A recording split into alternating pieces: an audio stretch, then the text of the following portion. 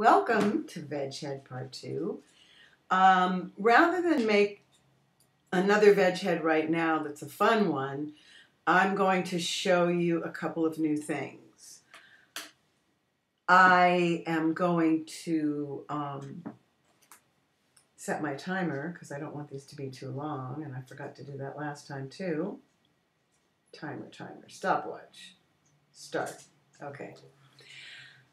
The first thing I want to do is show you how to make a gradient background by picking colors off the screen. Now first we need an empty layer. There are multiple ways to get empty layers. I'm going to go down here to this little icon next to the trash can. It looks like a folded piece of paper. I'm going to click on it, and it always puts a new layer, if you recall, on top of wherever you were sitting. And I was sitting on the group version 1. So I'm going to double click, and I'm going to call this grad for gradient BKG, background, grad background. Now I'm going to go over to the toolbar and get the eyedropper tool. And I want you to notice when I click in here, the foreground and background color chips. I'm going to pick a beige. It's almost white. I want a little more beige.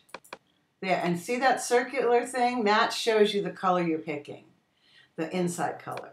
So that's more beigey. See, if I pick that, it's more brown. It shows you the color you're picking and your former color, and if you go around, you can find the color you want. Now, I like to flip them and then pick a color for here. This little thing, these little curved arrows, flips back and forth between foreground and background. So does the X key on the keyboard. So I'm going to go to the white one now and pick a color. Let's see, do I want orange? No, that's too close. Let's get a little pink grapefruit here. That might be nice. So I'm going to get a little pink grapefruit. Now, look at my color chips. Pink grapefruit and a little part of the mushroom. So now I have the gradient colors I want to use. I'm going to go up here to the gradient tool. It's about halfway down the tool strip. Now, what's important, it lives with the paint bucket and the 3D material drop tool. I prefer the fill to the paint bucket, but we can get into that later. Right now we're working with the gradient tool. It looks like a mini gradient. We have to go up to the top. Don't forget the options bar changes every time you change tools. Right now it's at some gradient that comes with the Photoshop library. There, it's that gradient. The first gradient is always the foreground and background color chips. The second gradient is always the foreground to nothing. See the transparent, the checkerboard? And the third gradient defaults to black and white. We want to use the first gradient. The other thing is, notice you get a preview of what gradient you picked. These little icons, one is radial, this is a weird shape, this is a weird shape, and this is a star. I'll show you them. So I'm going to go to linear right now. Move my cursor into the picture plane. I'm on the gradient background layer, if you can see that. I'm going to go here, and I can pull a rubber band line. Now, the longer the line, the smoother the gradient. So there is my gradient, nice and smooth. Now it's over my veg head, so I'm going to pull it down. One, and there's the veg head. So here's my gradient. Let's say I want a tighter gradient. That's tighter. If I want a really tight gradient from the middle, if I want a diagonal gradient, I go diagonally. If I want a horizontal gradient, I go horizontally. So you can see how you can vary the gradient. It's click, drag the rubber band, and let go. Now, if I wanted a radial gradient, now it's got orange in the middle, so all I'm going to do is hit the X key to flip the chips, so to speak, and do it again, and it has the yellow in the middle. That's kind of nice. Let's take a look at these other presets. I'm not sure what that's good for. Maybe a matte in animation or something. This one is like a line here, and this one is a star. That's not too bad. Personally, I'm going to go back to linear.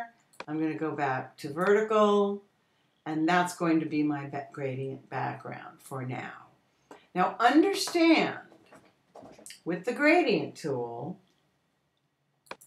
you can load gradients. I'm going to open this up. This little gear up here has libraries of gradients that come with Photoshop. So I'm going to go to pastels. I'm going to append, because if I don't, it's going to replace everything there. It's going to add to the bottom when I append. So now I've got all these gradients to pick from, so I could do that. I could do that. So I basically wanted to show you how to use the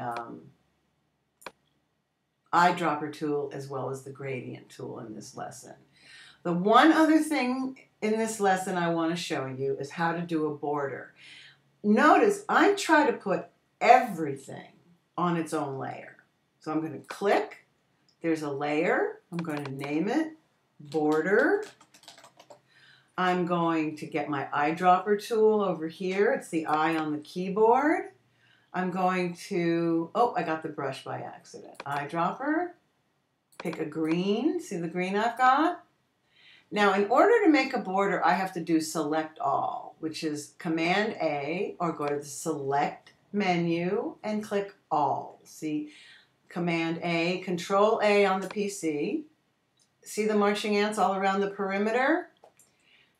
And now I'm going to go to Edit, Stroke, and there's absolutely no reason to have it centered because anything on this side isn't going to show.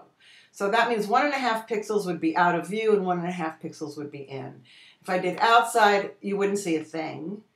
So it's going to be inside. And I'm going to make it a real obvious border. I'm going to make it 15 pixels. So I changed the stroke width. This is the color. You can, if I decide I don't like this color, I can go back in here. I can even go back here and pick something off of here. Maybe I'll get a lighter green. And click OK.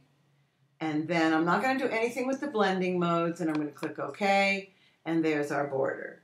Command D for deselect or select deselect. And now I'm going to double click the border to bring up layer styles. I'm going to click bevel and emboss so that I have a nice thick looking frame around it. I'm going to click OK. And now I have my background and I have my border. I'm going to go Command S to save this.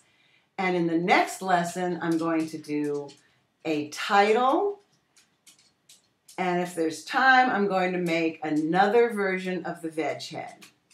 Okay, thanks. See you soon.